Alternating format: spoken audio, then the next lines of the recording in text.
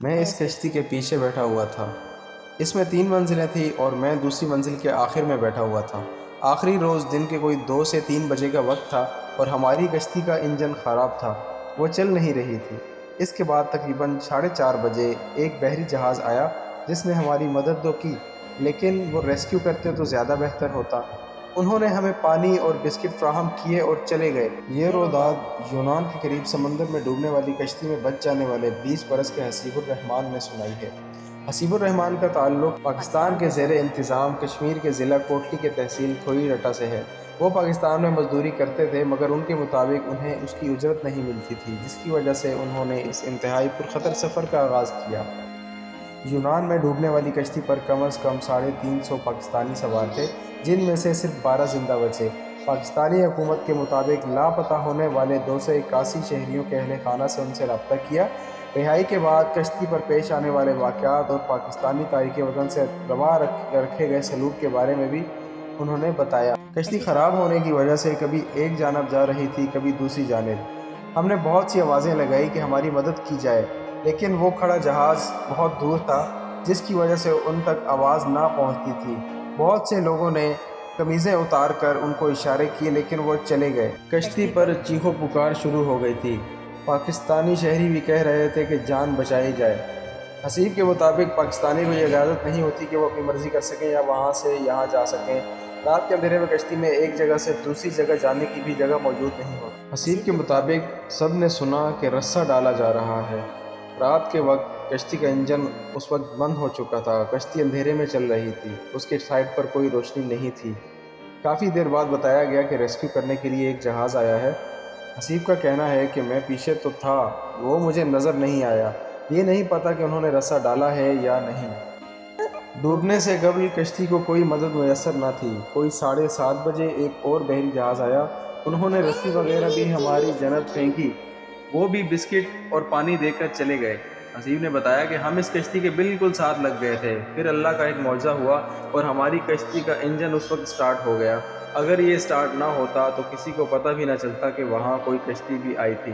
شام 7:30 بجے کے بعد وہاں کچھ آوازیں گونجنے لگی کہ اٹلی کا شپ آ رہا ہے آپ کو ریسکیو کرنے۔ شاید یہ ہمیں امید دلانے کے لیے تھا کہ لوگ شور نہ کریں۔ حسیب نے بتایا کہ مصر کے کچھ شہری عربی میں یہ بات کر رہے تھے کہ ہمیں 4 دن سے کھانے پینے کے لیے کچھ بھی نہ ملا۔ پھر ہم لوگوں نے شور کیا کہ اگر کشتی اٹلی نہیں جا سکتی تو کسی اور ملک کے کنارے لگا دیں۔ بات اس نہج پر پہنچ گئی کہ انہوں نے مطالبہ کیا کہ بے شک اسے لیبیا یا یونان لے جا کر سب کی جانیں بچائیں۔ حسیب کے مطابق سنا ہے کہ اس میں 700 سے 750 لوگ تھے جو کشتی ڈولنے سے کبھی ایک جانب جا رہے تھے تو کبھی دوسری جانب۔ وہ یاد کرتے ہیں کچھ 2-3 لوگ ایسے تھے جو نیچے سے اوپر آئے، انہی میں سے ایک بزرگ بھی تھے جو 5 منٹ پہلے ہی اوپر آئے، اس طرح ان کی جان بچ گئی۔ جب میں سمندر میں گرا تو ایک چیخو پکار سنائی دی۔ حسیب کا کہنا ہے کہ میرے ساتھ آنے والے کچھ عزیز بھی تھے، ان میں ارشد شریف اور ندیم کریم، وہ بھی میرے ساتھ تھے اور میرے سر کا سایہ تھے۔ وہ بھی اس کشتی میں تھے مگر میں ان کے لیے کچھ نہ کر سکا اور وہ ڈوب گئے۔ حسیب کا کہنا ہے کہ ارشد شریف اتنے اچھے تھے کہ ہمیں کھانے کو کچھ نہ ملتا، لیکن اگر ان کو کھانے کے لیے کچھ بھی ملتا، چاہے ایک نوالا ہو، وہ ہمیں دیتے۔ میں بہت افسردہ ہوں مگر کیا کر سکتے ہیں، اللہ کی مرضی۔ حسیب نے بتایا کہ کشتی پر میں 10 سے 15 منٹ بیٹھا، پھر وہ بھی پانی میں نیچے چلی گئی۔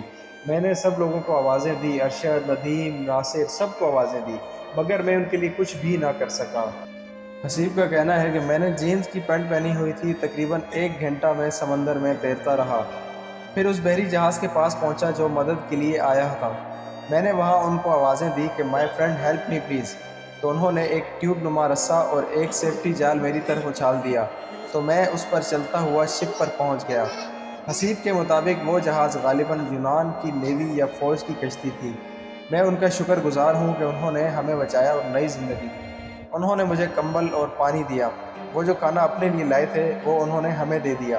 رات کے 2-3 بجے میں اس جہاز پر سوار ہوا، پھر ان کا ریسکیو ہیلی کاپٹر آیا، اس کے بعد ان کا ایک اور شپ بھی آیا لوگوں کو بچانے کے لیے۔ اب یہاں سوال یہ پیدا ہوتا ہے، حسیب اور دیگر تارکین وطن کراچی سے لیبیا گئے کیسے؟ حسیب کا کہنا ہے کہ وہ کراچی سے 20 مارچ کو دبئی کے لیے روانہ ہوئے، پھر دبئی میں 16-17 گھنٹے انتظار کیا اور اگلے دن مصر کی فلائٹ لی جو 4.5 گھنٹے کی تھی۔ غالباً رات 8 بجے لیبیا بن غازی ایئرپورٹ کے لیے نکلے۔ حسیب کا کہنا ہے کہ میں کراچی سے دبئی آیا تھا، دبئی سے مصر اور مصر سے لیبیا گیا۔ لیبیا کے بن غازی ایئرپورٹ پر وہی لوگ آتے ہیں جنہیں اٹلی کا سفر کرنا ہوتا ہے۔ میں نے ایجنٹ سے بات نہیں کی تھی، میری طرف سے 22 لاکھ روپے ارشد شریف نے ادا کیے تھے، سارا انتظام انہوں نے ہی کیا تھا۔ کراچی ایئرپورٹ پر بھی کوئی ایجنٹ تھا یا نہیں، اس سوال کے جواب پر حسیب نے کہا کہ ادھر نہیں پتہ چلتا کہ کون ایجنٹ ہے، بس یہی بتایا جاتا ہے کہ فلاں ٹرمینل پر چلے جائیں۔ حسیب بائک مکینک کا کام کرتے تھے جس کی انہیں اجرت نہیں ملتی تھی، اور لائن آف کنٹرول کے پاس بھی کشمیر میں حالات اچھے نہیں ہوتے، تو ہم چاہتے ہیں کہ کہیں باہر ملک میں جا کر سیٹل ہو جائیں اور اپنی فیملی کو بھی وہاں بلائیں۔ وہ بتاتے ہیں کہ یہاں اوورسیز پاکستانیوں نے بھی ہماری بہت مدد کی ہے جو ہمارے لیے یہاں ملنے آئے، ان کا بھی شکریہ ادا کرتا ہوں۔ ان کا کہنا ہے کہ ان سمیت 4 لوگوں نے کیمپ میں ہی رہنے کا فیصلہ کیا ہے۔